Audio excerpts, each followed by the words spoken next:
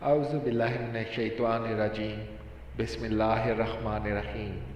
السلام علیکم پیارے دوستو، یہ سنہ ترمذی میں ہے حدیث اور یہ بہت ہی خاص ہے، اور حضور صلی اللہ علیہ وسلم نے بے شمار ایسے لوگ ہیں جو روزے کے ثواب کی نیت سے تو روزہ رکھتے ہیں لیکن کہیں نہ کہیں پہ وہ روزہ لازم نہیں ہوتا۔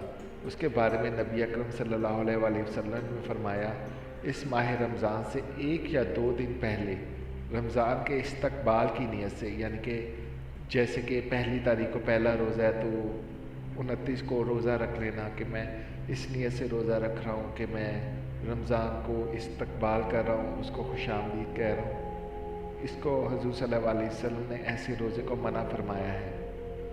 1 یا 2 دن پہلے رمضان کے استقبال کی نیت سے روزے نہ رکھو، سوائے اس کے کہ اس دن ایسا روزہ آ پڑے جسے تم پہلے سے رکھتے آ رہے ہو، یعنی کہ استقبال کی نیت سے تو نہیں، لیکن اگر آپ اس سے پہلے ہی ایسا کوئی روزے کی نیت کرتے ہوئے روزہ رکھ رہے ہیں تو اس کی اجازت ہے۔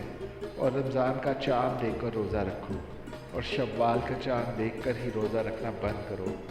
اگر آسمان ابر آلود ہو جائے تو مہینے کے 30 دن شمار کر لو اور پھر روزہ بند کر لو۔ امام ترمذی کہتے ہیں، ابو ہریرہ رضی اللہ عنہ کی حدیث حسن صحیح ہے۔ اس باب میں بعض صحابہ کرام سے بھی احادیث آئی ہیں۔ اہل علم کے نزدیک اسی پر عمل ہے۔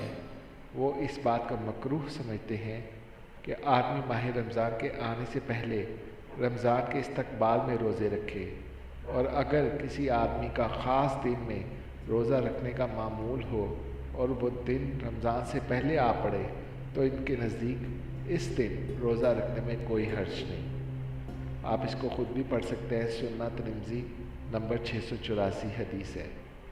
اللہ تعالی ہم کو اس پر عمل کرنے کی توفیق عطا فرمائے، آمین یا رب العالمین۔